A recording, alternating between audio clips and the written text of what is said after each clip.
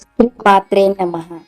మనందరిపైన అమ్మవారి అనుగ్రహం ఉండాలని మనస్ఫూర్తిగా ఆ అమ్మవారిని వేడుకుంటూ మన అందరి జీవితంలో ఎంతో ముఖ్యమైన ఒక మంచి విషయం గురించి ఇప్పుడు మాట్లాడుకుందాం. మనిషి జీవితంలో ఎంతో ముఖ్యమైనది దైవ పూజ.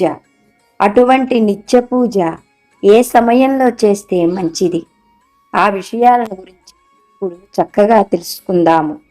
మన భారతీయ సంస్కృతిలో పూజలకు ఎంతో ప్రత్యేక స్థానం ఉంది. మరి ప్రతిరోజు మనం చేసే నిత్య పూజకు మరింత ప్రాముఖ్యత ఉన్నది. మనం దేవునికి పూజ చేయడం ద్వారా మనస్సు ప్రశాంతంగా ఉండడమే కాకుండా ఆధ్యాత్మిక దారిలో ముందుకు సాగేందుకు పూజ అనేది ఒక మంచి సాధన. అయితే నిత్య పూజకు సరైన సమయం గురించి చాలామందికి సందేహం. నిత్య పూజ సమయంలో చేయాలి. నిజానికి పూజకు సమయాన్ని పాటించడం కన్నా భక్తి శ్రద్ధలు, నియమనిష్టలు పాటించడం ఎంతో ముఖ్యమైన విషయం. మరి పూజ చేసేటువంటి చక్కని అవకాశం ఉన్నటువంటి వారు ఏ సమయంలో దైవారాధన చెయ్యడం మంచిది అని పెద్దలు చెబుతున్నారో తెలుసుకుందాం. పూజకు ఉత్తమ సమయం బ్రాహ్మీ ముహూర్తం. పురాణాలు మరియు ధర్మశాస్త్రాల ప్రకారం బ్రాహ్మీ ముహూర్తం అంటే సూర్యోదయానికి ముందు ఉదయం సుమారు 4 గంటల నుంచి 6 గంటల మధ్య కాలం. ఎంతో పవిత్రమైన ఈ సమయాన్ని బ్రాహ్మీ ముహూర్తం అంటారు. ఈ సమయం పూజకు అత్యుత్తమ సమయం. ఈ సమయంలో మన చుట్టూ ఉన్నటువంటి ప్రకృతి స్వచ్ఛంగా ఉంటుంది, మనస్సు ప్రశాంతంగా ఉంటుంది. అలాగే ప్రకృతిలో ప్రశాంతతతో పాటుగా ఆధ్యాత్మిక చైతన్యం ఎక్కువగా ఉంటుంది. అలాగే దేవతలు సంచరించేటువంటి ఈ సమయాన పూజ చేస్తే దేవుని అనుగ్రహం త్వరగా లభిస్తుంది శాస్త్రాలు చెబుతున్నాయి. ఈ సమయంలో ఇష్టదైవారాధన చెయ్యడం వలన జీవితంలో ఐశ్వర్యము, ఆరోగ్యము, ఆనందము, శాంతి, సంతోషము మొదలైన భగవంతుని ఆశీర్వాదాలు సంపూర్ణంగా లభించేటువంటి సువర్ణ అవకాశం ఈ సమయంలో కలుగుతుంది అనడంలో ఎటువంటి సందేహము లేదు. ఒకవేళ ఏదైనా కారణాల వలన బ్రాహ్మీ ముహూర్తంలో పూజ చెయ్యడం కుదరనటువంటి వారు బాధపడవలసిన అవసరం లేదు. సూర్యోదయం తర్వాత ఉషః కాలంలో, అనగా ఉదయం 6 గంటల నుండి 8 గంటల మధ్యలో నిద్రలేచి శౌచాది కర్మలు ముగించుకొని స్వచ్ఛతతో సూర్యోదయానంతర కాలం పూజ చెయ్యడం కూడా మంచిదే. ఈ సమయంలో పూజించడం వలన కూడా మన మనస్సుకు ప్రశాంతత, సంపూర్ణ దైవానుగ్రహం కలుగుతుంది. ఇలా మనం ఉదయం 10 గంటల లోపు చేసేటువంటి పూజ మనకు చక్కని భగవంతుని ఆశీర్వాదాన్ని కలిగిస్తుంది అనడంలో ఎటువంటి సందేహము లేదు. ఒకవేళ ఉదయం పూట పూజ చేసుకునేటువంటి అవకాశమే లేనటువంటి వారు ప్రదోష వేళ అంటే సాయంత్రం సూర్యాస్తమయ సమయానికి ముందు, అనగా 5:30 నుండి 6:30, ఇది సంధ్యాకాలం అంటారు.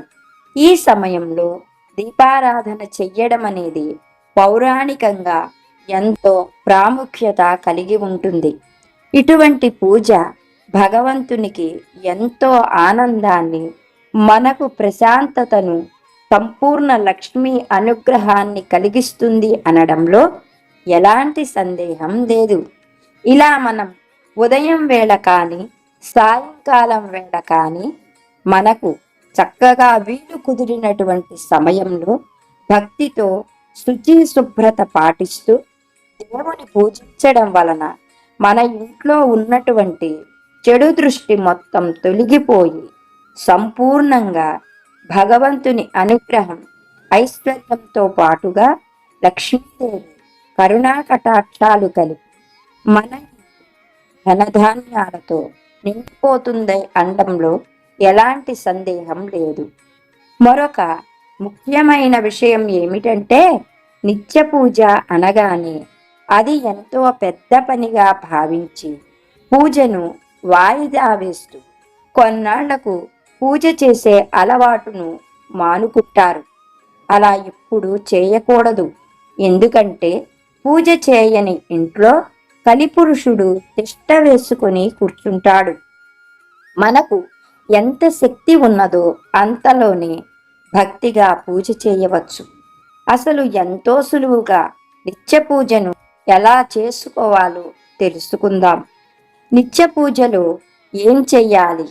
నిత్య పూజ అనగానే పొడవైన సంక్లిష్టమైన పూజ అని అర్థం కాదు. ఇది భక్తితో మాత్రమే చేయవలసిన సరళమైన భగవంతుని ఆరాధన కూడా కావచ్చు. ఉదాహరణకు తక్కువ సమయంలో చేయగలిగిన ధ్యానం కావచ్చు. అలాగే పంచపూజలు చేయవచ్చు.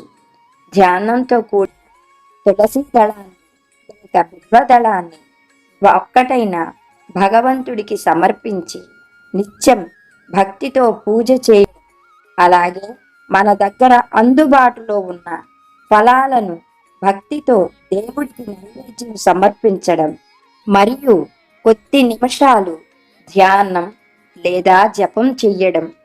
అలాగే ఎంతో ముఖ్యమైన విషయం, దైవం ముందు దీపారాధన చేయగానే ఆ వెలుగులో మన మనస్సుకు మాటలతో చెప్పలేని ప్రశాంతత కలుగుతుంది అనడంలో సందేహం లేదు. ఈ క్రియలన్నీ మనం స్వచ్ఛమైన భక్తితో చేస్తే అది నిత్య పూజగా లెక్కించబడుతుంది. చివరిగా ఒక మంచి మాట, నిత్య పూజలో ముఖ్యమైనది సమయం కంటే భక్తి, శుద్ధత మరియు నిరంతరత. అయినా ఉదయం బ్రాహ్మీ ముహూర్తం లేదా కనీసం సూర్యోదయానంతర సమయం పూజకు అనుకూలమైనది.